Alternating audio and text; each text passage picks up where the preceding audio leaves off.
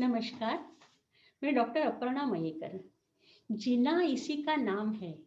इस शीर्षक के अंतर्गत आज हम बात करेंगे जन्म से पहले और मौत के बाद। जन्म के पहले हम आत्मा स्वरूप थे। जन्म के बाद भी हम आत्मा स्वरूप ही रहते हैं, क्योंकि तभी शरीर नहीं होता। जब हम जिंदा होते हैं तो समझो एक बालक को ले लो कि जो बोल नहीं सकता, जिसके पास भाषा नहीं है, तो उसका आत्मा अपने विचार कैसे व्यक्त करेगा, कैसे जाहिर करेगा? तो रोने के थ्रू। मतलब उस बच्चे को भूख लगती है तो भी वो रोता है, नींद आती है तो भी वो रोता है, कहीं दर्द होता है तो भी वो रोता है।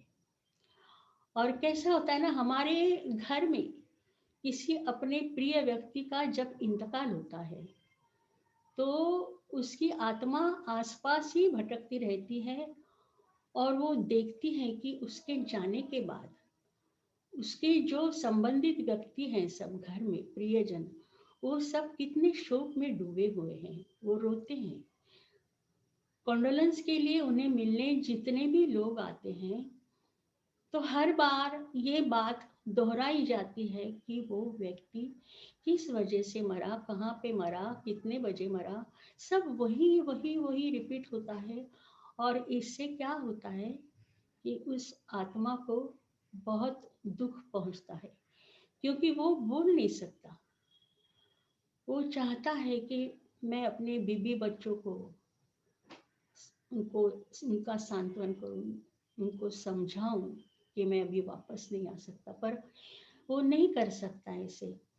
तो ये होता है कि मृत्यु के बाद का, तो इसलिए हम सब क्रियाकर्म करते हैं ताकि उसके आत्मा की जो प्रोग्रेस है, जो उसका प्रवास है, वो अच्छी तरह से हो। तो हमें रोज प्रार्थना करनी चाहिए कि उसका आत्मा अच्छी तरह से अगले योनि में, ऊपर के लोग में चला जाए। गाना बजाना, भजन, ये भगवान के गाने, ये सब रोज हमें बजाने चाहिए। अब ये आत्मा कुछ महीनों के लिए या कुछ सालों के लिए रेस्ट करता है, उसके बाद वो दूसरा जन्म लेता है। अब दूसरे जन्म में जब वो माता के गर्भ में पलता है, तो ये आत्मा जैसे ना ब्लॉटिंग पेपर के जैसा होता है कि माँ के मन में जो भी विचार आते हैं, जो भी थॉट्स आते हैं, अगर थॉट्स अच्छे हैं, माता खुश है, तो ये आत्मा खुश। अगर वो दुखी है तो ये आत्मा दुखी। अब समझो पहली बार बच्चा आ रहा है तो घर में कितनी खुशी होती है ना, हर कोई खुश रहता है। और माँ के मन में तो खुशी का मतलब इतनी खुशी होती है, तो ये सब रिफ्लेक्ट होता है वो बच्चे के आत्मा पर। और कभी ऐसा भी होता है, समझो अभी जैसे लॉकडाउन में है कि नौकरी चली गई, कुछ काम नहीं, कमाई का जरिया नहीं, और कोई प्रेग्नेंट है, तो वो क्या सोचती है, हम दोनों के लिए खाने के लिए पैसा नहीं है, और भी तीसरा आएगा, भी क्या करेंगे? तो ये सोचकर वो बच्चे की आत्मा मायूस हो जाती है कि ये लोग नहीं चाहते कि मैं इस दुनिया में आऊं।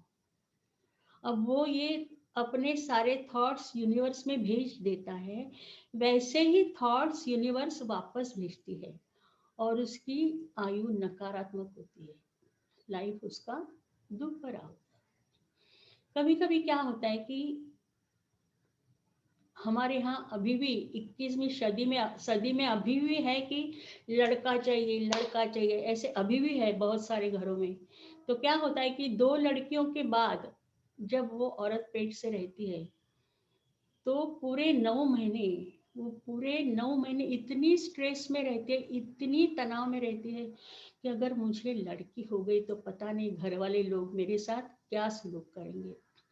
और यहाँ तक मैंने देखा है हॉस्पिटल में एज ए डॉक्टर, कि जब तीसरी बार लड़की आती है तो घर के लोग मिलने तक नहीं आते। और बहुत 2-3 बार ऐसे हुआ है कि लड़की पैदा हुई तो उस माँ ने कहा कि ये लड़की मुझे चाहिए नहीं, मैं उसे घर में नहीं लेके जाऊंगी, आप यही रखो डॉक्टर उसको। तो यहाँ तक होता है।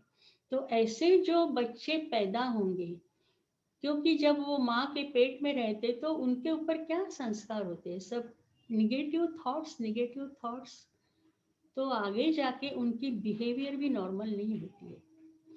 तो हमें सब लोगों को ये सोचना चाहिए कि जब कोई पेट से होती है तो हम कैसा बर्ताव करें, कोई घर में किसी का इंतकाल होता है तो हम कैसा बर्ताव करें, कैसा सोचें। जो भी हम सोचेंगे उसका असर उस मृत व्यक्ति पे या उस पेट में जो बच्चा होता है उसकी आत्मा पर होता है। तो ये सब अपने हाथ में है और हमें बहुत ही अवेयर रहना चाहिए अपने थॉट्स के लिए। तो आज का विषय यहीं पे ख़त्म होता है। अगले हफ्ते मिलते हैं नया सब्जेक्ट लेके।